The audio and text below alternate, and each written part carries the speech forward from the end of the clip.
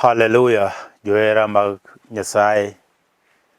Aduoko erokamano Jehova kuom yawonwa piny kendo miyowa odiochieng' makende mondo mi wabed e nyime e ndalo mag Christmas. Ang'eyo ni in bende janeno mara Nyasaye oriti maber. Ndalo te Nyasaye osebedo ka ojang'wono korwa to oseritowa mochopo kendo dwe mar 12. Miyo ber mondo waduok Nyasaye erokamano nikech ritowa e higa mangima kendo koro wadhi loko higa koganda mathoth mane nitie kod geno gi chenro maggi kaachiel kod dwaro maggi ni gibiro timo e dwe mar 12 kendo gichak gichop higa manyien mar 2022 ok otimore. To wan Nyasaye kuom hera mare kaachiel kod ber mare e kit ngimawa, Nyasaye noritowa maber. Omiyowa thuolo makende kendo omiyowa odiochieng' makende mondo wachak wabed e nyime e dwe mar 12. An maloso kaeni, an jatich Nyasaye kendo jayandu miluongo ni Pastor Sam Boyi. Ayalo wach Nyasaye e kanisa miluongo ni Cathedral of Praise Ministries International mantie kamoro ni Kangundo Road e dala mar Nairobi. Kangundo Road kanyo wantie e center miluongo ni Njiru. E center mar Njiru kanyo nitie petrol miluongo ni Ola Energy. Tok Ola Energy kanyo ema wantie kichopo Njiru.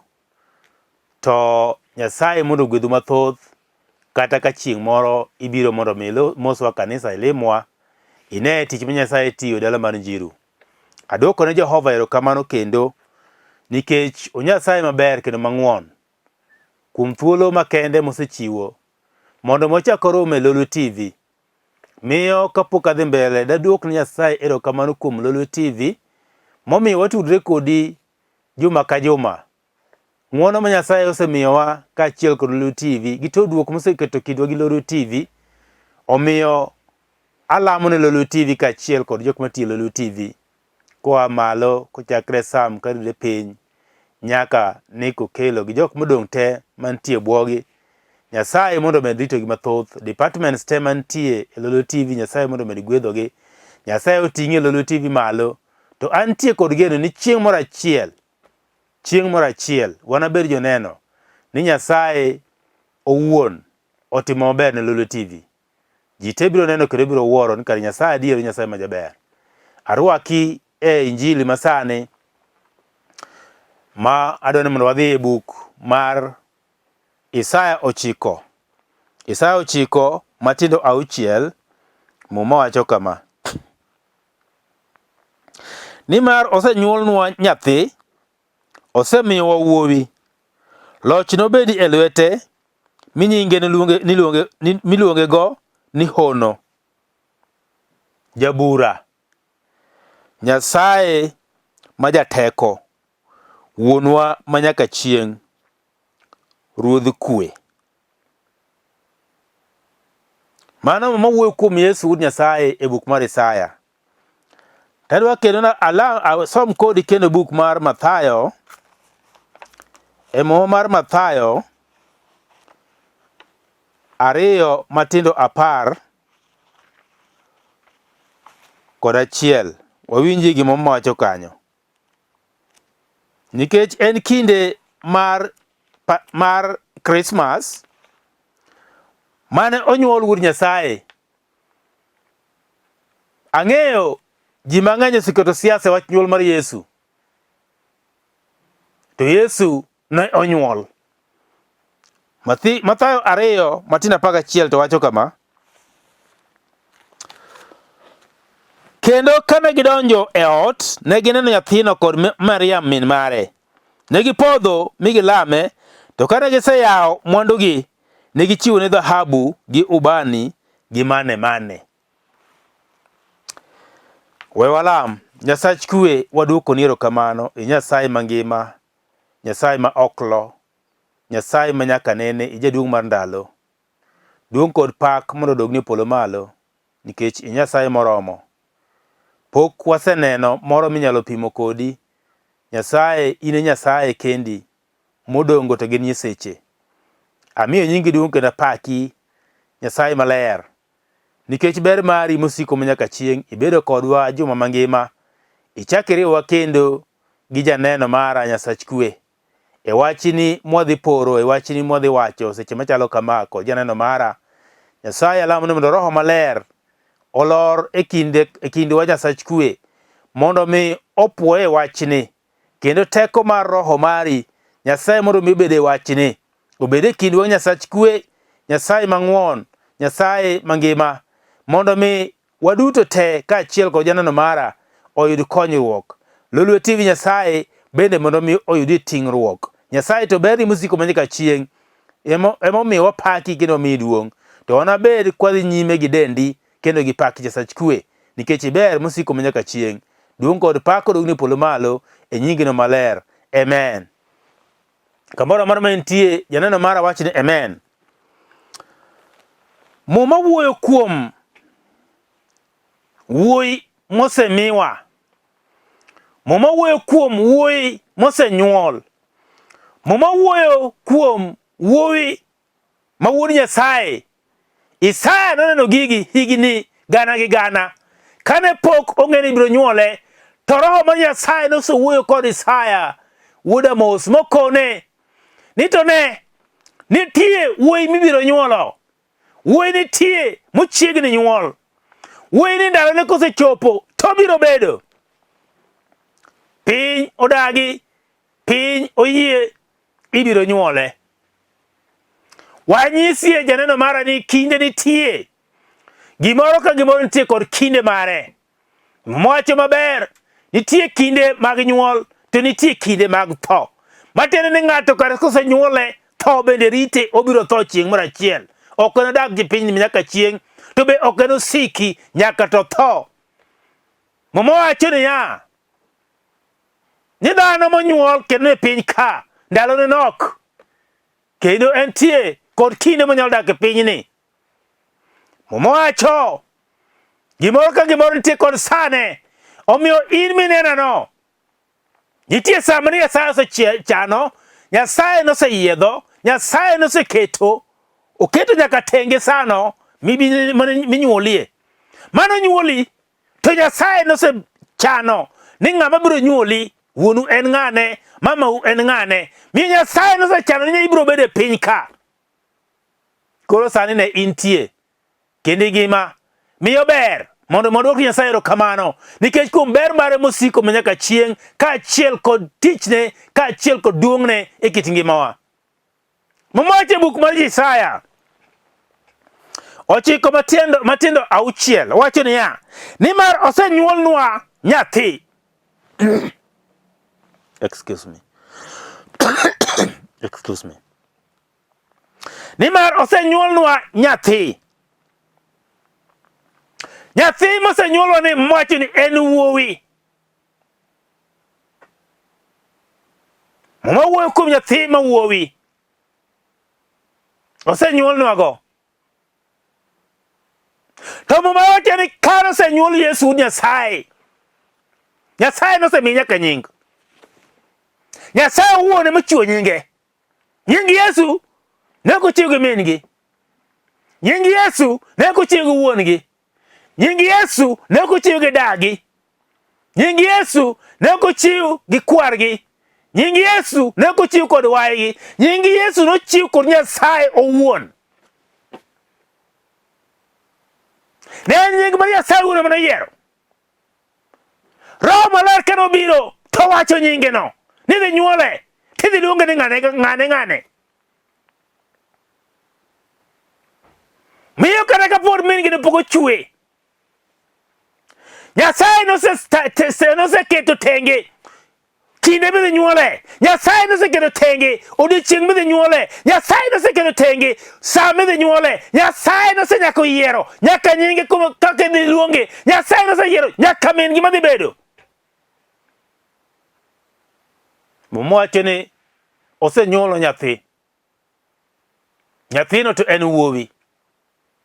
Higni mokalo mathoth sana, ka Isaya janabi ne koro kendo wacho Nyasaye, kendo tiyo ni Nyasaye e kid oganda mar Nyasaye.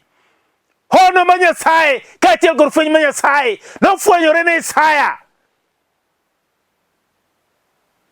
mokone niya, osenyuolnwa wuoyi, nyathi ma wuoyi. Daher mondo mi apenje janeno mara ni to, ka osenyuolnwa nyathi, ang'o momiyo Isaya ne wacho ni osenyuolnwa nyathi to kidiere gi ne pok onyuole? Ere kaka obedo kendo ni osenyuole to magi ne higni mathoth kapok Yesu biro e piny ka? Onyuole nade? Mowacho ni osenyuolnwa nyathi. Ere kaka osenyuolnwa nyathi to pod onge?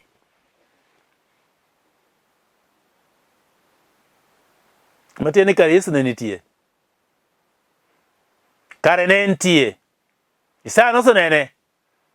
Dhano ne pok onene. To Isaya nosenene. Mosewacho ni osenyuolnwa nyathi. To nyathi mosenyuolnwa en nyathi ma wuoyi. To mowacho ni ya. Mowacho ni ya. Nyathi ma wuoyi mosenyuolni, loch nobed e lwete.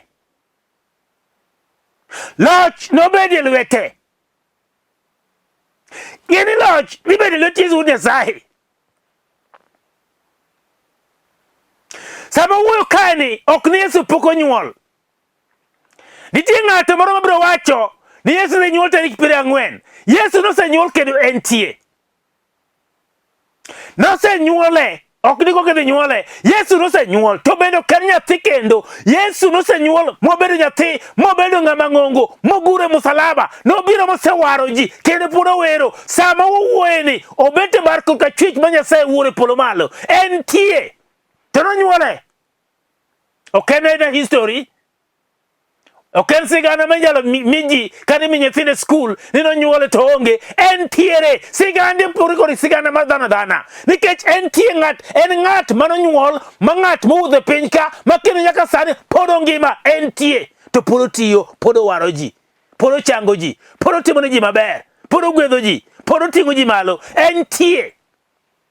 Miyo nyuolne pod nyuol mar dhano. Miyo mwacho niya, ni to loch ni e lwete. Loch mane lwete Yesu Nyasaye?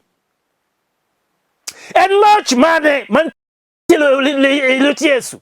Loch ni e lwete. Nyathi osenyuol wuoyi to loch ni e lwete. Matin nobiro mondo mi oti tich mar Nyasaye Wuoro. Nobiro mondo mi ogwedh dhano. Nobiro mondo mi ores dhano. Ogol dhano e twech mag piny. Ogol dhano nyaka e wuoth mag achiedh nade, ngima mag achiedh nade, parruok mag achiedh nade. Nobiro mondo mi ores piny, mondo mi ogwedh piny.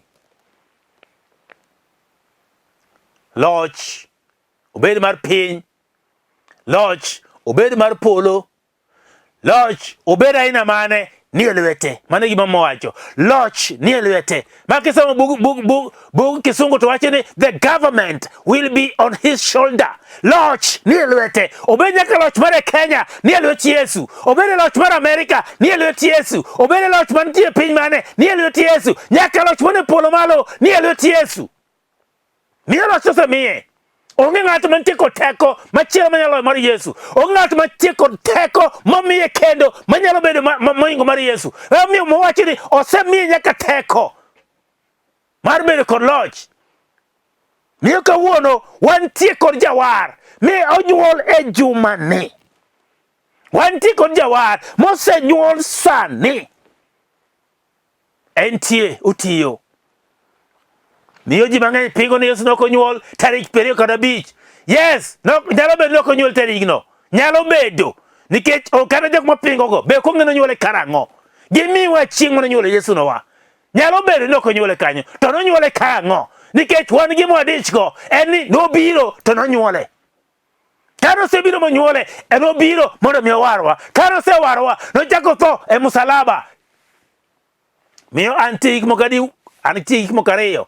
Nyuol Yesu gi tho Yesu. Nikech kanyuol ne ok gi tiende. Kanyuol ne ok en wach moro madung' derego. Tang'o momiyo nyang' momiyo nyaka ruoth mane nitie, Ruoth Herode ne dwaro mondo ong'e ni to onyuole kanye. Nikech ne nitie telo manobirogo. ne nitie telo mane osewachore moma, mane Isaya osewacho, mane Herode bende ong'eyo maber kabisa ni nondiki ni ruoth moro biro tibiro nyuole. Kawinjo ni koro osenyuole. Miyo Yesu nitie kendo tiyo. Yesu nitie. Mwacho ni nyinge iluongo ni hono. En ng'ama hono nikech otimo honni. En hono. Nyasaye mangima nomiyo Yesu teko mar tiyo kod teko mar maler.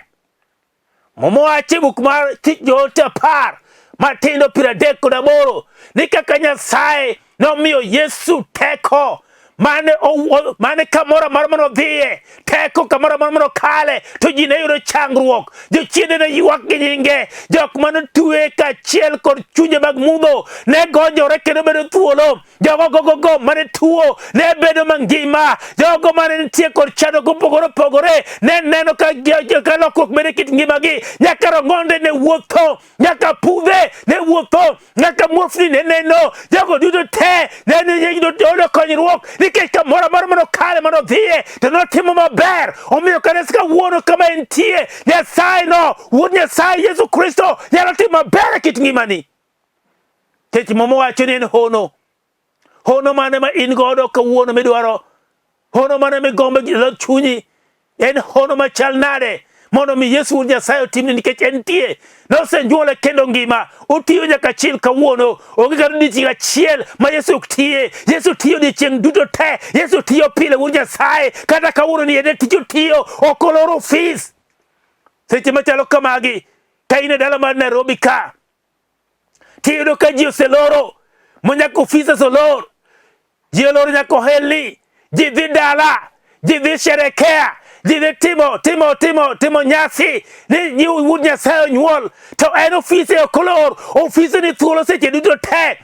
Sasa midware tinyalo yude, sasa midwaro hono kuome tibiro yudo, sasa midwaro konyruok te entie mondo miyo ofis mar Yesu nitie, pod otiyo seche duto te. Kata dhano nira gotieno en jotiyo, onge samo ninde, nikech mane gima nobiro timo mondo mi otimne ji hono madongo kaachiel kod matindo, otimo honni te.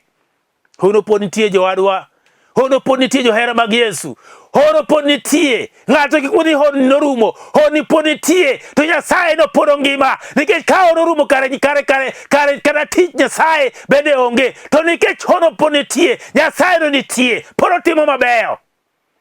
Mane mineno ka in go dhod chunyi, madigo mondo mi otimni hono e diere machalo kama, ka intie kidhi chamo Christmas kamoro amora intie, en kara en wach mane mineno komoko matek e kit ngimani, mane her mondo Wuod Nyasaye otimni maber, otimni hono dichi ma kawuono. Muma wuoyo kuom Yesu Wuod Nyasaye kawacho ni en hono, juma wacho wuoyo kuom Wuod Nyasaye kawacho ni en jabura. Nobiro mondo mi ong'ad ne jabura maber.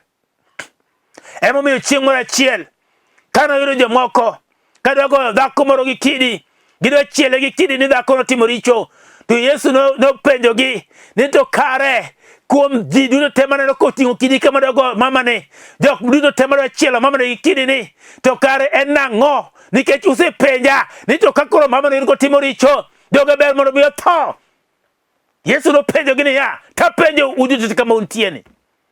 Kani ti ng'ato moro achiel kumu kama pok otimo richo, obed namba achiel mar kawo kidi mondo chiel go mamano, nikech obiro ng'ado ne ji bura makare. Jogo yudore kata ng'ato achiel manonge kod richo, jogi duto te manomako kich e lwetgi ne gin joricho te. Omiyo mama cha ne en jaricho mana kaka jomamoko mane dwa chielo kidini. Ojabura makare nobiro ng'ado bura, nobiro ng'ado bura makare. To kata mana chieng' giko obiro ng'ado bura makare kaluwore kod tich ma ng'ato ka ng'ato timo. Johera mag Yesu wanyise ni nitie tich motime piny ka, gikitiyo tijno nenore nyaka polo malo kendo indike, miyo chieng' bura biro ng'ado mana kaluwore kod tich ma ng'ato ka ng'ato osetimo. Mane timo ka in e ringri, mane timo kitimo tich kapod ngima, gik moko duto te mane setimo mabeyo kaachiel kod maricho, chieng' no gibiro ng'eyore kendo gibiro fwenyore, nikech en jang'ad bura. makare. Obiro ng'ado bura ne piny. Obiro ng'ado bura ne ji. Obiro ng'ado bura ne dhano. En jang'ad bura. Aduoko ne Nyasaye erokamano. Aduoko Nyasaye erokamano. Muma wacho niya, ni Yesu Wuod Nyasaye en Nyasaye ma jateko. Nitie gima tek manyalo tame? Ooyo, onge. To ka onge gima tek manyalo tame, to donge neno kaka oseloyo. Oseloyo nyaka matek te. Momako dhano ka gi kacha. Motuyo dhano gi ratege. Motuyo dhano matek ma dhano ok nyal wuok. Motuyo dhano kendo tich gi dhano. Mojok mane bino otiek dhano. Omoko go en Wuod Nyasaye. Mosemako gi mateko, gi teko matek. Gi teko ne mager. Moserucho gi kabisa. Nikech en Nyasaye ma jateko. Onge matek manyalo tame. Onge ratego moro machielo manyalo chako mako dhano kendo. Manyalo chako keto dhano piny. Manyalo goyo dhano piny kendo. To paro ni nyalo dhano. Ka Yesu nitie kod dhano, to onge jarateko moro kendo manyalo chako suru kuom dhano machiegni.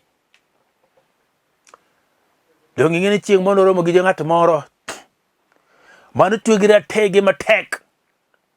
Ma kendo ne nitie kod sandruok maduong' mokalo. Ma jachien ne sando kuom higni gi higni. To kano neno Wuod Nyasaye, to wuok kok gi duol maduong' ne Yesu Wuod Nyasaye. Ang'o midwaro kuomwa ka? Matin jochiende manokete piny manotiyo matek ka. Owinjo oneno teko mar Nyasaye. Oneno Wuod Nyasaye to gibuok. Gikone kae to osetieko kendo oserumo. Koro wanatim nang'o? To gigo koko ka gikone ni oyo kik itiekwa. Wang'e ni intie kod teko minyalo tiekwa go. Lakini kik itiekwa. Nikech en Nyasaye mantie kod teko. Ang'o mineno ka tek? Ang'o ma ok nyalore? Ang'o momako dhod chunyi? Ang'o momaki? Momako nyaka pachi? Ang'o mosebedo ka sandi? En ang'o? Nyasaye ma jateko osebiro. Obiro kinde mowinjore, kinde makare, mobiro mondo miyo resi e piny. To ma en sa, onge sa moro kinde machielo. Ng'at Nyasaye kinyo duonda tije machalo kamagi.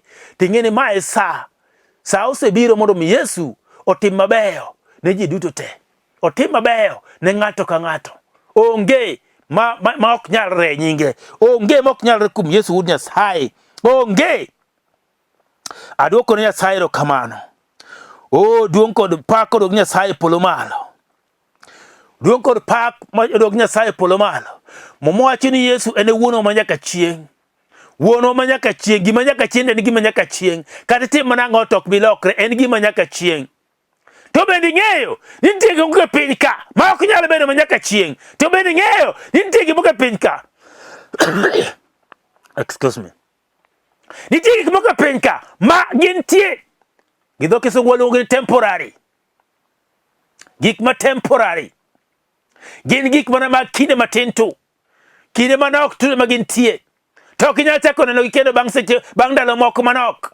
Nikech gin gik moko molos mana nikech kinde no. Inyalo ni chamo raha e piny ka. Raha en gir kinde mana manok. Inyalo bedo ni gi pesa mang'eny isunguri ne ji. Sungruok kata pesa en mana gir kinde manok. Nyalo bedo ni neno ni idhi maber sana. Dhi maber en mana kuom kinde manok. Nyalo bedo ni in wuori neno ka tuo keti piny kendo sandi. Tuo nyalo tuori mana en mana kuom ndalo manok. Nyalo bedo ni thagori malich mokalo. Makata mana school fee ma nyithindo ok nyal yudo. Ineno ni antie kod chandruok maka gi kacha. Mano en mana gimoro manyalo timore kuom ndalo manok. Nikech momo wacho ni en to ochwere ma nyaka chieng'. To bende ing'e ni en owuon. En monyalo miyo kata in bende iyud nyaka ngima mochwere ma nyaka chieng'. Nikech nitie thuolo monyalo miyi mondo miyud ngima mochwere ma nyaka chieng'. Nitie thuolo monyalo miyi ichorgo machiegni kode. Nitie thuolo ma en koro sechiwo en owuon mondo mi ibed machiegni, mondo mi otimni gima ber e kit ngimani midwaro. Akoni wanyalo ringo piny kaka gi kacha. Wanyalo go nyaka nduru. Wanyalo ywak. Wanyalo timo gik moko duto te. To ka kwasogo bute machiegni, to ywak wak bi rumo. Ka kwasogo bute machiegni, to gik moneno malit mago ok nyal rumo. To kwasogo bute Nyasaye machiegni, tang'e ni gik moko biro nyalore. Nikech en wuono Nyasaye ma nyaka chieng'. En Ruodh Kue. Bende ing'eyo ni kama Yesu nitie kwe nitie. Ot modonje nitie kod kwe. Dala modonje nitie kod kwe. E ringruok modonje nitie kod kwe. Kambi modonje nitie kod kwe. Kamoro amora ma Yesu odonje nitie kod kwe. Nyaka piny modonje nitie kod kwe. Yesu Wuod Nyasaye no en kwe kende ma piny dwaro. Piny nitie kod koko mang'eny. Piny nitie kod dhao. Piny nitie kod gorruok. Ji gore ka gi kacha. Piny gore gi piny. Ji gore gi jowadgi. Nitie kod nyiego. Nitie kod ich lit. Nitie kod gik moko magalagala mang'eny mathago dhano. Tadwa kone ni kawuono Yesu Wuod Nyasaye no entie nikech obiro mondo mi okel kwe ke piny. Sama osenyuole to kwe donjo. Iluonge ni Ruodh Kue.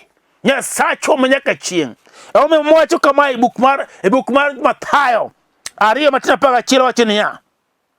Ni kendo kane gidonjo e ot, ne gineno nyathino kod Maria man mare. Ne gipodho mi gilame, to kane giseyawo mwandugi, ne gichiwo ne dhahabu gi ubani gi mane. Adwaro penji niya, ere gimomiyo ne jogi, jok mane kong'eyo Yesu Wuod Nyasaye?